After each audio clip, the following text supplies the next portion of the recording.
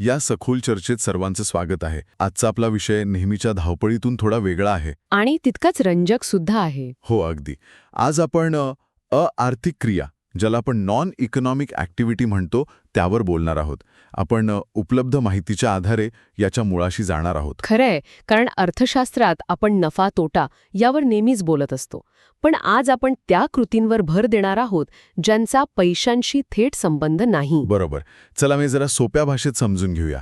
म्हणजे या माहितीनुसार आर्थिक क्रिया म्हणजे अशा सर्व कृती ज्या पैसा कमवण्यासाठी केल्या जात नाहीत. हो, त्यामागे मुख्य उद्देश असतो तो स्वतःचं समाधान, एकमेकांबद्दलचं प्रेम किंवा आपलं कर्तव्य. किंवा मग समाजसेवा. अगदी बरोबर.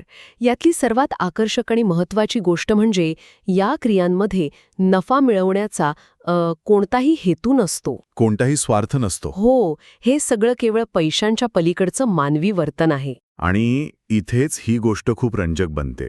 कारण या क्रियेची काही प्रमुख वैशिष्ट्ये आहेत. पहिलं म्हणजे नफ्याचा हेतू नसतो. आणि दुसरं म्हणजे या क्रिया पूर्णपणे भावना आणि प्रेमावर आधारित असतात. हो, आणि तिसरं म्हणजे यांचं मूल्य पैशात मोजता येत नाही. अगदी. आणि चौथं वैशिष्ट्य म्हणजे यातून केवळ वैयक्तिक किंवा सामाजिक समाधान मिळतं. हो ना.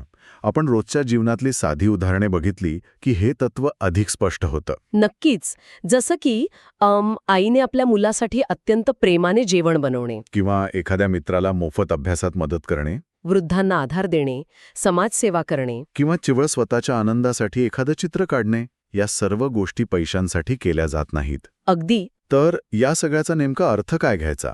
म्हणजे आर्थिक आणि अआर्थिक क्रियांमध्ये नेमका फरक काय आहे? हा फरक खूप स्पष्ट आहे.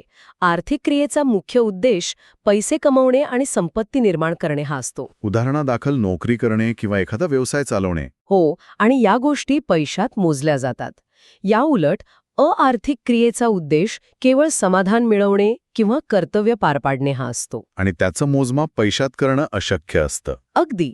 जर आपण याचा व्यापक दृष्टिकोनातून विचार केला तर थोडक्यात सांगायचं म्हणजे ज्या क्रिया पैसा कमवण्यासाठी केल्या जात नाहीत पण केवळ समाधान किंवा आपलं कर्तव्य म्हणून केल्या जातात त्यांना नॉन इकॉनॉमिक ॲक्टिव्हिटी म्हणतात. बरोबर. हे शिकायला मिळणं खरोखरच एक क्षण आहे. आपल्या रोजच्या जीवनात आपण नकळतपणे अशा अनेक अआर्थिक क्रिया करत असतो. ज्याचं महत्त्व कोणत्याही चलनापेक्षा खूप मोठं आणि खोल असतं. होय. आणि यामुळे एक महत्त्वाचा प्रश्न उभा राहतो. आजच्या या धावपळीच्या आणि स्पर्धात्मक जगात जिथे प्रत्येक गोष्टीचं मूल्य पैशात ठरवण्याचा कल वाढत चालला आहे, तिथे या अआर्थिक क्रिया खऱ्या अर्थाने समाजाला एकत्र बांधून ठेवणारा सर्वात मोठा अदृश्य दुवा आहेत का?